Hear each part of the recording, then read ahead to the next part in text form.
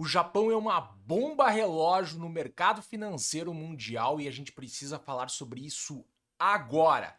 Tô aqui na tela com essa coluna aqui que foi publicada na Reuters com a seguinte manchete: cuidado com o iene e as ruínas do mercado global se o Japão ajustar o YCC. Depois eu vou explicar o que é isso, tá? É uma coluna de 20 de outubro, mas ela está muito atual e eu vou explicar por quê. Vou começar aqui falando sobre o Ien. Eu vim acompanhando o Ien há bastante tempo porque eu acompanho todas as moedas que estão relacionadas ao índice dólar. Toda a puxada do Ien eu estou acompanhando há muito tempo.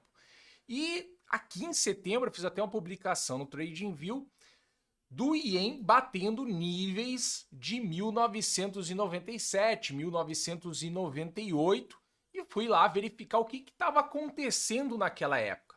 Naquela época foi a crise dos tigres asiáticos, depois teve aí a quebra da Rússia, também teve a quebra do Long Term Capital Management. Mas, nós estamos falando de setembro, agora nós estamos em outubro. E o que aconteceu com o Ien? Ele foi atingir novos níveis. Tá vendo esse nível aqui, 21 de setembro? Sabe que nível isso aqui? É nível de 1990. Vou mostrar isso para vocês na tela, vou botar aqui no gráfico mensal, tá? E eu tô marcando aqui os níveis. O nível em amarelo é o nível aqui de 98, que eu expliquei ali que é a crise dos tigres asiáticos, né? Crise da Rússia e quebra do Long Term Management. E logo o Ien já deu mais um pulo e foi atingir preços de 1990. Tá? Só que isso não é o pico de 1990. Pode ser que o Ien atinja o pico de 1990, que é bem mais acima. Tá? Então nós estamos no mundo chegando com vários ativos em níveis históricos. Recentemente foi a própria Libra. Tá? É outro assunto. Tá? Libra chegou aqui a níveis do Plaza Accord, tá? Que até o Ien, se eu mostrar aqui para vocês, isso aqui foi os níveis do Plaza Accord, tá? Lá em 85 que houve uma desvalorização organizada pelos países para desvalorizar o dólar e atingiu vários países, um deles o Japão e outro foi a Libra. Mas vamos voltar aqui para o Ien, tá? E por que eu estou preocupado com essa bomba? Porque o mundo está com várias bombas armadas precisando serem desarmadas, tá? E a bola da vez agora é o Ien. Recentemente tivemos já alguns piripaque lá na Libra, as coisas ainda não estão calmas, o Reino Unido ainda não tem um primeiro-ministro, mas deu uma acomodada com a renúncia da Liz Truss e com a saída lá do ministro de Finanças. Agora estamos aqui com o Ien, tá? E eu vou mostrar isso para vocês no seguinte, vamos voltar aqui para o gráfico diário. Tá?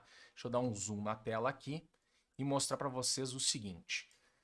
Estão vendo esse candle aqui? Foi dia 22 de setembro. Houve intervenção do Ien. O que aconteceu depois com o Ien? O Ien subiu. Aí ele veio bater aqui, nesses níveis de 1990, tá? E houve intervenção. Essa intervenção foi na sexta passada. Abriu o mercado agora. O mercado abriu. Houve intervenção nessa segunda novamente, não está confirmado, mas todo o mercado está especulando que houve intervenção. Os preços bateram aqui a 146 e já voltaram a 149. O que significa isso? Que essa intervenção do Banco Central Japonês injetando liquidez na moeda não está conseguindo segurar a cotação. Por quê? Aí a gente volta para a coluna aqui da Reuters. Por quê? Porque o Japão, pessoal, é o único país, né, com significância no mercado financeiro global que não está fazendo aperto monetário, que continua com uma política monetária ultra frouxa. Vamos aqui o que ele escreveu aqui, ó. A queda diária do iene para novas mínimas e a queda do mercado global de títulos estão levando o controle da curva de rendimento, o YCC do Banco do Japão, perto do ponto de ruptura. Tá? Se o Banco do Japão abandonar ou mesmo modificar seu teto implícito de 0,25 no rendimento dos títulos do governo japonês de 10 anos, o provável aumento do iene lançaria uma granada nos mercados mundiais já chocados por um terrível 2022. Aí só vou dar algumas coisas, né? O YCC é a forma como o Banco Central do Japão controla os juros, tá? Só para a gente diferenciar quando a gente está falando aqui de outros juros. Não precisamos entrar no detalhe. O que a gente tem que saber é que ele está lá tentando controlar 0,25 e o restante do mundo está subindo juros, né? Acima de 3, 4, aqui no Brasil estamos lá em cima, tá? E isso pressiona a moeda. Por quê? A moeda é sensível às diferenças de taxa de juros entre os países. E aí, se o Banco do Japão voltar, ele modificar essa política dele, seja porque não está resolvendo a intervenção que ele está fazendo no ien, isso pode trazer um fluxo muito grande de moeda para o Japão, ou seja, vai ajudar a valorizar o ien e desvalorizar o dólar contra o ien e é capaz de ter efeitos em outras moedas, tá? E por que isso é possível? Porque o Japão é a maior nação credora do mundo, ou seja, tem bastante dinheiro fora do país, investimentos internacionais, tanto da própria nação quanto da própria população.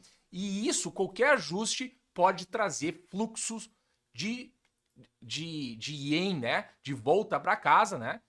O dólar se transformando em ienes e pode gerar um movimento muito brusco no mercado. E aí, vamos vir aqui no calendário econômico, que é onde é o ponto, por isso que a gente precisa, e é a bomba relógio de agora.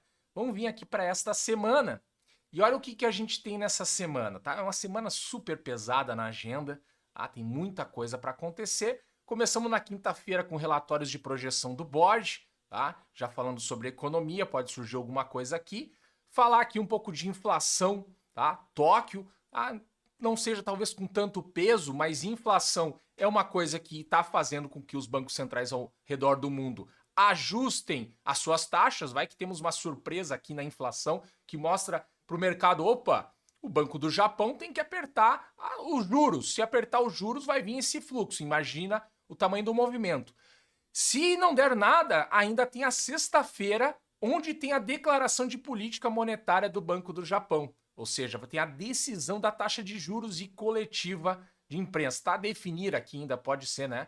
No melhor horário. Então, pessoal, o ien, o Japão é a bola da vez no momento, tá? Se não surgir ainda durante essa semana mais alguma bomba aí, tá bem complexo o exterior, o movimento de ajuste para enfrentar a inflação tá gerando vários desdobramentos, já era esperado. Por que era esperado? Porque o mundo viveu por muito tempo um excesso de liquidez e com a pandemia houve uma injeção muito mais maciça. Então, até se reverter muita coisa se ajustar, gera distorções. Algumas podem ser controladas e outras podem gerar aí um tsunami que pode se desdobrar. Então era isso que eu queria falar com vocês. Estou acompanhando bastante o ien, as outras moedas, está bem complexo aqui a Libra visitando níveis de preço de 1985.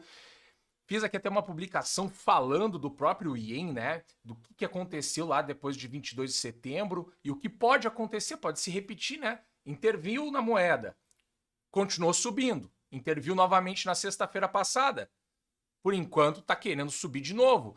Nessa segunda-feira interviram na moeda, a moeda bateu 146, foi lá para 149.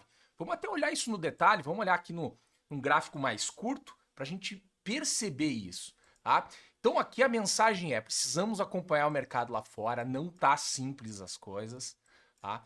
E a gente pode ter desdobramentos aqui que, cara, uma turbulência lá fora pode gerar choques também para nós aqui. Então aqui vamos ver dia 23 de outubro, né? Lá no Japão, pancada para baixo, o ien aqui a puxada para cima. Então tá aqui os movimentos na moeda, né? Quando acontece a intervenção, pancada para baixo, para cima. A gente já vivenciou isso no Brasil aqui.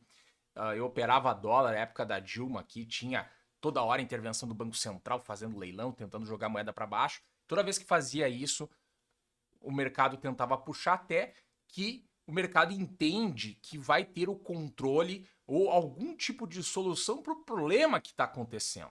Qual é o problema no Japão? O problema no Japão é que a taxa de juros está baixa em relação ao restante do mundo. ou o banco japonês vai fazer alguma mudança na sua taxa de juros, ou a gente vai ver aí de outras economias, por exemplo, os Estados Unidos, o Banco Central Europeu, dizendo: olha, pessoal, de alguma forma aqui eu acho que dá para a gente dar uma amenizada nos juros, vamos segurar nesses patamares. Aí isso pode também trazer um alívio lá para o EA. Então nós temos que ficar ligados, não tá trivial, inclusive para se operar, né? Às vezes tu tá aqui operando, obviamente que nesses níveis aqui a gente tem que ligar alertas de ficar comprando, mas olha os movimentos também fortes, né? Então, fica o alerta, fica aqui da gente acompanhar o que está acontecendo no Japão, né? Mais uma coisa aí dentro do cenário que a gente tem que estar tentando olhar. Legal? Se gostou, deixe seu like, inscreva-se no canal, deixe seu comentário se você vê isso que eu estou vendo ou não. Legal? Um grande abraço!